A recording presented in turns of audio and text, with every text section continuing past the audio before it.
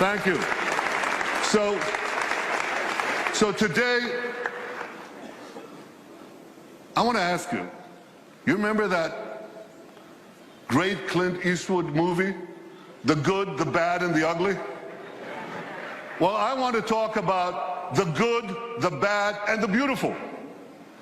The good are all the good things that we are doing in Israel that are helping make the world a better place. The bad are all the bad things that malevolent forces are trying to do to Israel and to the world. And specifically, I'm talking about Iran. And the beautiful, well, that I'll leave to the last. So first, the good news. Israel has never been stronger militarily. Tremendously strong.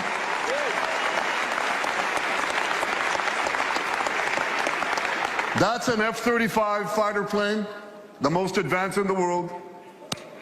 That's an Iron Dome interceptor and many other systems that we developed with the help of America. Thank you, America. Thank you, successive American presidents. Thank you, Congress, Republicans and Democrats alike. Thank you, AIPAC, for helping bring this about. You're terrific. And this incredible military is buttressed by superb intelligence, unmatched in the world. Can you see me? I can hardly see you. I have to get closer. Yeah, I see you. That's good. Superb intelligence. You know, in the last few years, Israel's incredible intelligence services have foiled dozens of major terrorist attacks across the world in dozens of countries. That plane, a plane like that, could have been blown out of the sky if it weren't for Israeli intelligence. A plane heading from Australia to the Persian Gulf. You're boarding planes when you leave this place. You are safer because of Israeli intelligence. It not only protects Israeli lives, it protects innocent lives around the world.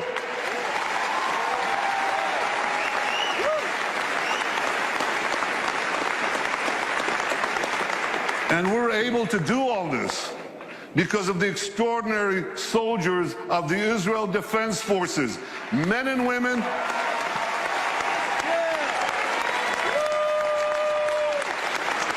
Just look at them. Men and women, black and white, religious and secular, gay and straight, Jews, Muslims, Christians, Druze, Circassians. They come from different backgrounds, but they're united with a common mission to protect the state of Israel. They keep us safe. They make us proud.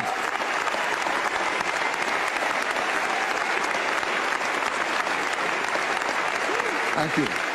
Now I know there are quite a few veterans of the Israeli army here. So I want you to stand up. I want you to be recognized. Stand up. Stand up.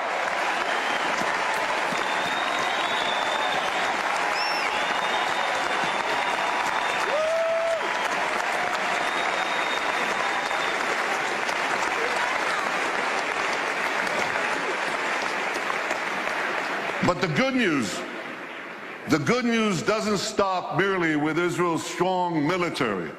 It continues with Israel's strong economy. It's a tremendously strong economy.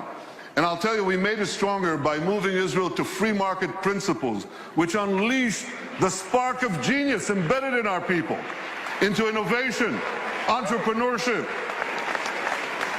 And there's a revolution taking place. This couldn't happen at the better time. Look at the 10 leading companies in 2006. 5 energy companies, one IT company, Microsoft. And a mere 10 years later, 2016, a blink of an eye in historical terms. It's completely reversed. 5 IT companies, 1 energy company left. The true wealth is in innovation. You know these companies, Apple, Google, Microsoft, Amazon, Facebook. Guess what? They all have research centers in Israel. All of them. Major research centers. And they're not alone. There are hundreds more. And there's a reason. Something is going on. It's a great change. You want to hear jargon? It's one sentence. This is a terrible sentence, but I have no other way to say it. It's the confluence of big data, connectivity, and artificial intelligence. Okay? Did you get that? Yeah. You know what that does? It revolutionizes old industries, and it creates entirely new industries. So here's an old industry that Israel was always great in, agriculture. We're always good in agriculture. But now we have precision agriculture. You know what that is? See that drone in the sky? He's connected to a big database. And there are sensors in the field. And in the field, there's drip irrigation and drip fertilization. And now we can target, with this technology, the water that we give, the fertilizer that we give, down to the individual plant that needs it. That's precision agriculture. That's Israel.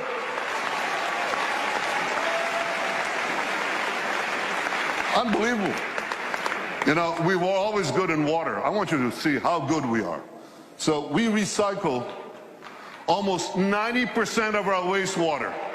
The next country with less than 20% is Spain. You can see how Israel, what it does for water, what it does for the environment. So when you take these two things, agriculture and water, and the other technologies that we apply in both, we can change the world. We are. We are. I just heard about an African woman in Africa has to walk 8 hours a day to give water to her children. 4 hours one way to a well, 4 hours back. And a young Israeli company brought in this technology that improves on Moses. Remember Moses? He brought water from a rock.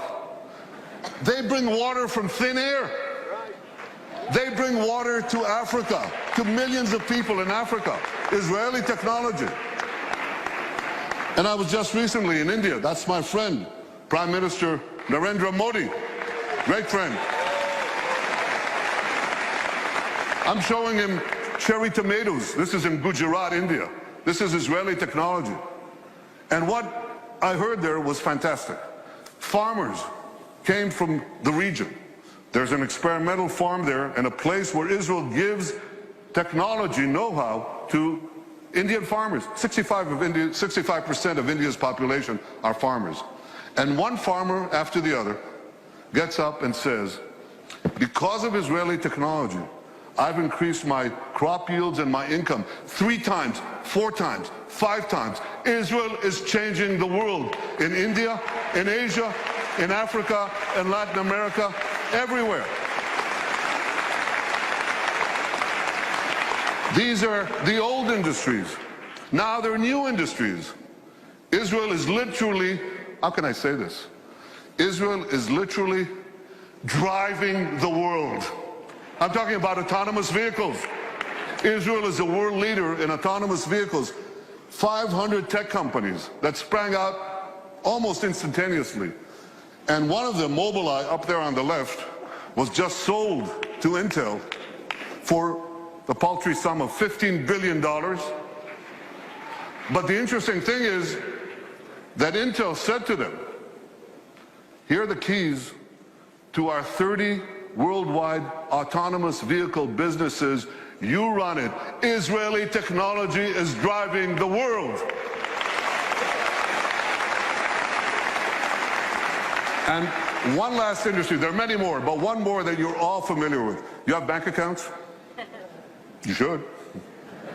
Okay. Well, you don't want anyone hacking into them, right?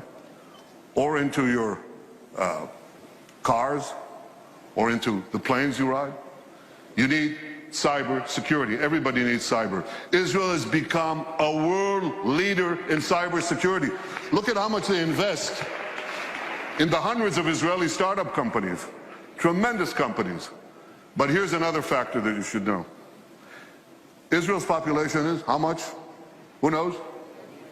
Class? 8 million. It's closer to 9, but it's about between 8 and 9 million, that's correct.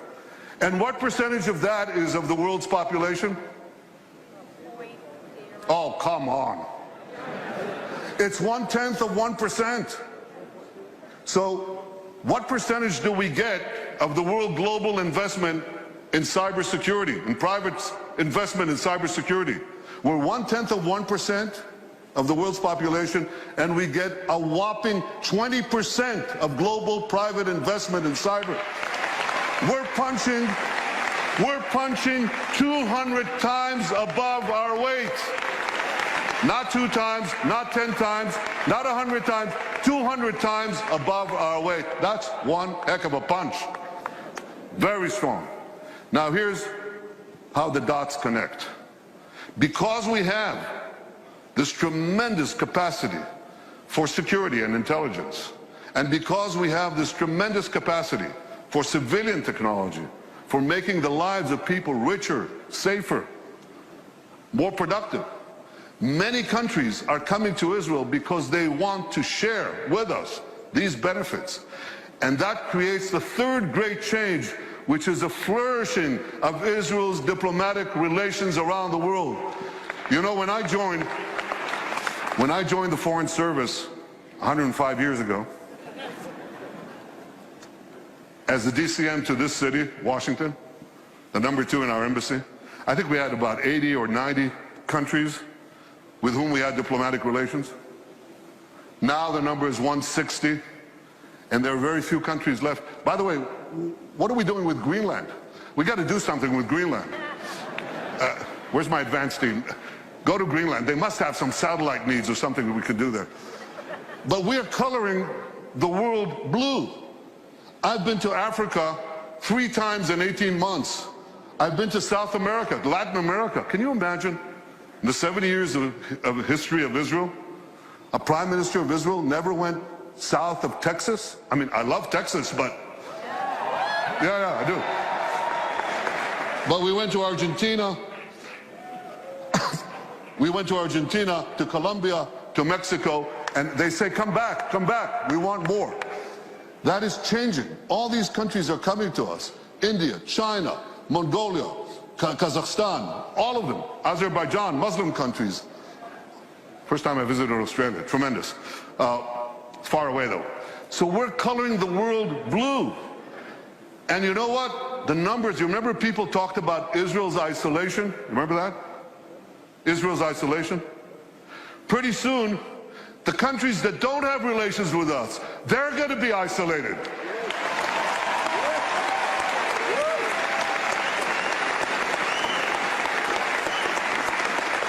There are those who talk about boycotting Israel. We'll boycott them.